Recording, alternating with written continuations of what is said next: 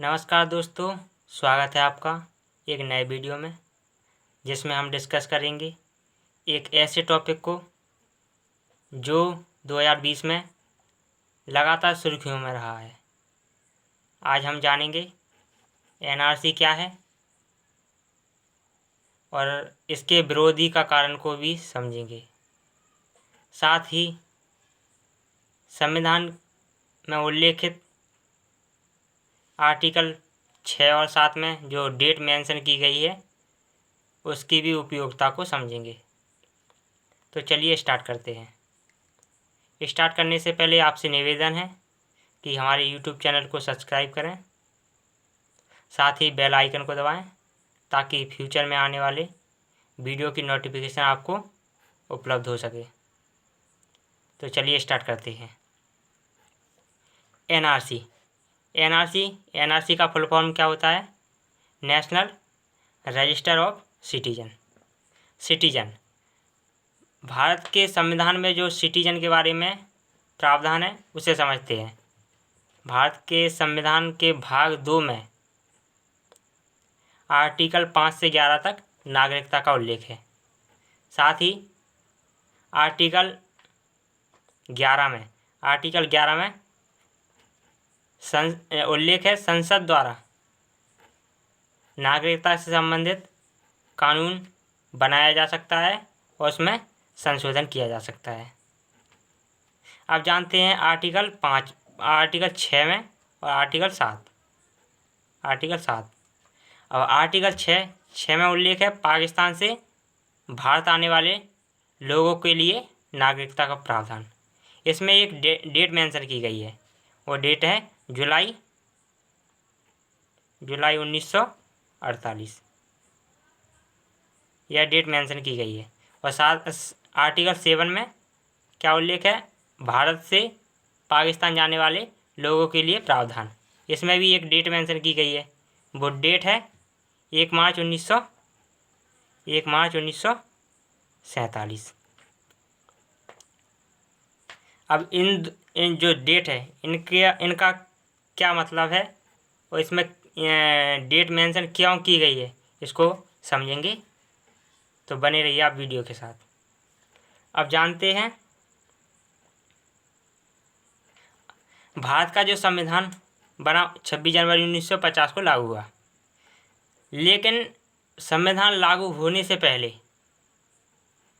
भारत में जो नागरिकता किस प्रकार से दी जाती थी उसे समझते हैं। संविधान लागू होने से पहले देश में एक्ट पारित किए जाते थे। तो नागरिकता से संबंधित जो एक्ट है वो है 1955 का नागरिकता अधिनियम। 1955 का क्या है? नागरिकता अधिनियम। इसी के माध्यम से तत्कालीन समय में नागरिकता दी जाती थी। अब क्या है? 1955 में एक डेट दी गई है। वो डेट है 19 जुलाई 1949। अब विवाद का कारण यही डेट है। विवाद का कारण क्या है? यही डेट है। अब कैसे है उसे समझते हैं। देखिए, भारत में जो जनगणना है हर 10 साल में होती है। स्वतंत्रता के पश्चात जो पहली जनगणना हुई 1951 में। वास्तविकता में 1951 की जो जनगणना थी वही एनआरसी थी। एनआरसी क्या है? शॉर्ट एंड स्वीट में समझते हैं कि एनआरसी एक प्रकार का रजिस्टर होता है जिसमें व्यक्ति के बारे में डिटेल भरी जाती है। तो पहली बार व्यक्तियों के बारे में जो डिटेल भरी गई, उनके बारे में मतलब किस धर्म से है, किस जाति से है, कहाँ पर रहता है, इस प्रकार की जो जानकारियाँ उस रजिस्टर में भरी गई। और पहली बार जो रजिस्टर बना वो 1951 की जनगणना के साथ ही बना। अब एनआरसी क्या है, इसे थोड़ा इसकी ऐतिहासिक पृष्ठभूमि को समझते हैं और इसको जानने का प्रयास करते हैं। इसे छोटी सी कहानी के माध्यम से हम आप सभी को समझाने का प्रयास करते हैं। तो चलिए स्टार्ट करते हैं। अब कहानी है 1 मार्च 1947। मतलब मार्च 1947 की बात है। भारत में रहने वाले जो जितने भी लोग थे, जनता, सभी राजनेताओं को, उनको महसूस हो गया था कि भारत का विभाजन होना सुनिश्चित है। उन्हें लगने लगा था कि भारत का विभाजन होना सुनिश्चित है, भारत दो भागों में विभाजित हो जाएगा, पाकिस्तान और भारत दो अलग देश बन जाएंगे। ये मार्च 1947 को हमें महसूस हो जाता है। मार्च 1947 को यहाँ पर सभी लोग परिचित हो जाते हैं कि इसका विभाजन होना सुनिश्चित है, लेकिन ये नहीं समझ पाते हैं कि इसका विभाजन भारत का 15 अगस्त 1947 को ही हो जाएगा, इतनी जल्दी हो जाएगा, ये नहीं समझा था। अब इनको महसूस कैसे हुआ कि इसका भारत का विभाजन होना सुनिश्चित है? तो उस समय तत्कालीन जो क्या बोलते गवर्नर जनरल थे, बेवेल जो थे, और तत्कालीन गवर्नर जो बेवेल थे और माउंटबेटन, उनकी जो नीतियों से लगने लगा था कि भारत का विभाजन होना सुनिश्चित है और भारत दो भागों में बढ़ जाएगा। अब क्या होता है कि मार्च 1947 से जुलाई 1948 तक क्या होता है कि जो ऐसे जो सीमा मान लो, इस साइड पाकिस्तान है, इस साइड पाकिस्तान है, और इस साइड क्या है, भारत या इंडिया है, ठीक है। अब क्या होता है कि मार्च 1947 से जुलाई 1948 तक क्या होता है, लोगों का आवागमन स्टार्ट होता है। मतलब पाकिस्तान में रहने वाले जितने भी सिख और हिंदू लोग थे वो इंडिया में आने लगे, और इंडिया में रहने वाले जो मुस्लिम लोग थे वो कहाँ, पाकिस्तान जाने लगे। अब क्या है, ये मार्च 1947 से जुलाई 1948 तक यह कार्यक्रम चलता रहा।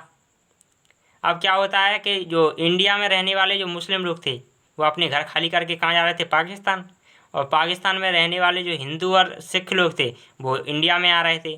तो मतलब जो इंडिया में मुस्लिम लोगों के जो घर खाली थे, वहाँ वहाँ आकर कौन रह रहे थे, हिंदू, जो पाकिस्तान से आने वाले हिंदू और सिख लोग, और हिंदू और सिख लोगों के जो घर खाली करके जो जा रहे थे वहाँ पर कौन आ रहे थे, भारत से आने वाले मुस्लिम लोग। अब इस प्रकार से अपने घर को जो एडजस्ट कर रहे थे, रहने के लिए अपनी व्यवस्था बना रहे थे। अब क्या होता है, जो इंडिया में रहने वाले जो मुस्लिम लोग हैं, जो पाकिस्तान जाते हैं, अब जाते हैं तो वहाँ पर पाकिस्तान की जो कंडीशन देखकर, पाकिस्तान की जब इन मुस्लिम लोगों ने कंडीशन देखी कि यहाँ पर स्थिति बहुत बदतर है, और उनका मन बदल जाता है। अब मन बदल जाता है तो अब क्या करते हैं, वो वापस आने के का प्रयास करने लगते हैं। अब वापस आने ये क्या होने लगे, वापस आने लगे। अब वापस आने लगते हैं तो फिर क्या होता है कि इंडिया में कंडीशन ख़राब हो जाती है, इंडिया में स्थिति विकट हो जाती है। अब कैसे, क्योंकि ये इंडिया में जो मुस्लिम लोग थे वो अपने घर खाली करके गए थे, लेकिन वहाँ पर पाकिस्तान से आने वाले हिंदू और सिख लोग रहने लगे थे। अब क्या वो वापस लौट के आएंगे तो यहाँ पर अपना घर मांगने लगेंगे। तो अब क्या होता है, तो भारत में जो वल्लभ भाई पटेल हैं और जितने भी राजनेता हैं उन्होंने कुछ विचार किया तो उन्होंने क्या डिसीजन लिया कि जो पाकिस्तान में भारत के उच्चायुक्त हैं उनसे चर्चा की, और उनसे कहा कि 1948 के पश्चात जो इंडिया से गए लोग हैं वो वापस जो इंडिया में आ रहे हैं उन्हें एक परमिट जारी करना होगा। मतलब बिना परमिट के वो वापस इंडिया में नहीं आ सकते। लेकिन क्या है कि इंडिया के जो पाकिस्तान में जो उच्चायुक्त थे उनसे भारत के लोगों ने, भारत के राजनेताओं ने कह दिया था कि परमिट तुम्हें देना नहीं है, और जनता से क्या बोल दिया था कि तुम परमिट लेके आओगे। अब क्या होता है,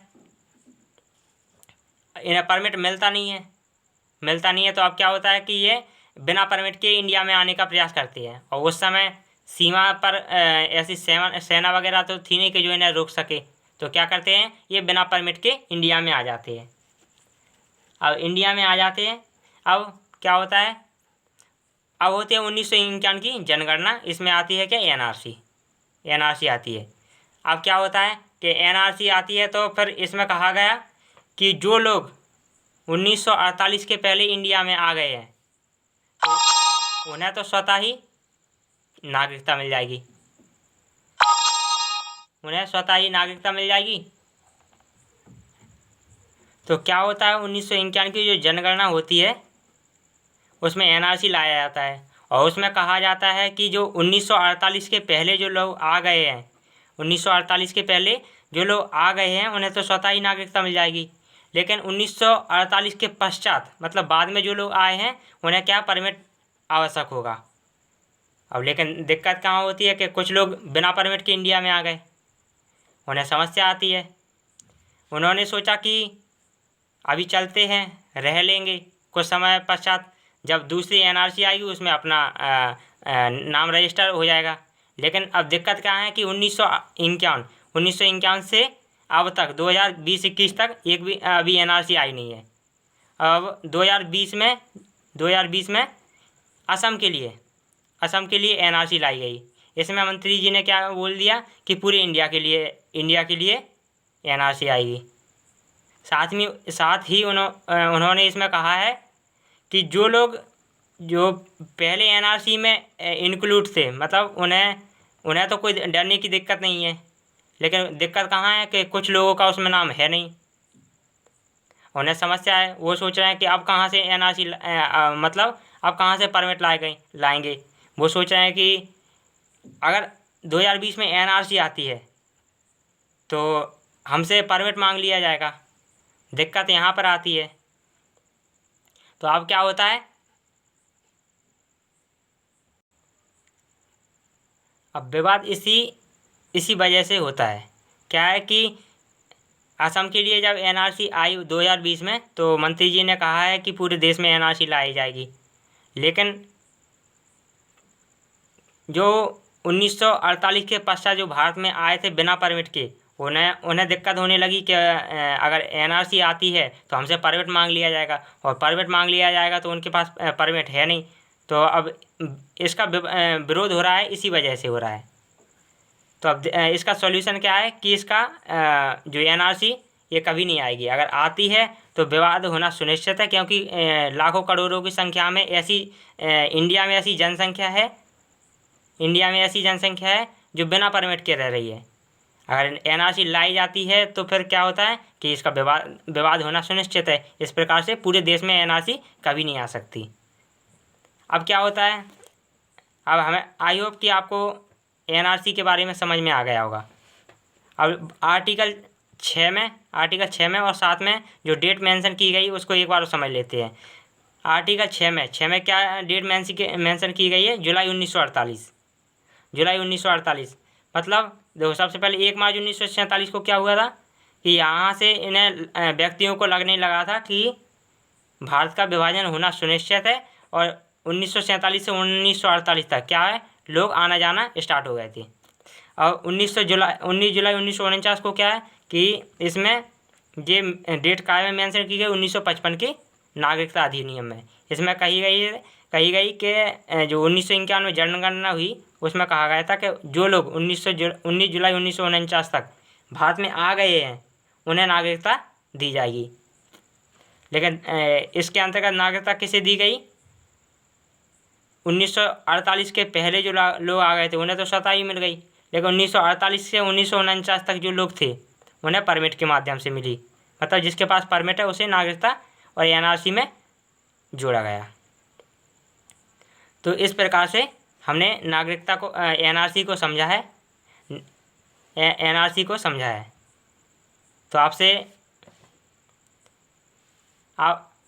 ऐसा लगता है कि आपको यह वीडियो शायद पसंद आया होगा।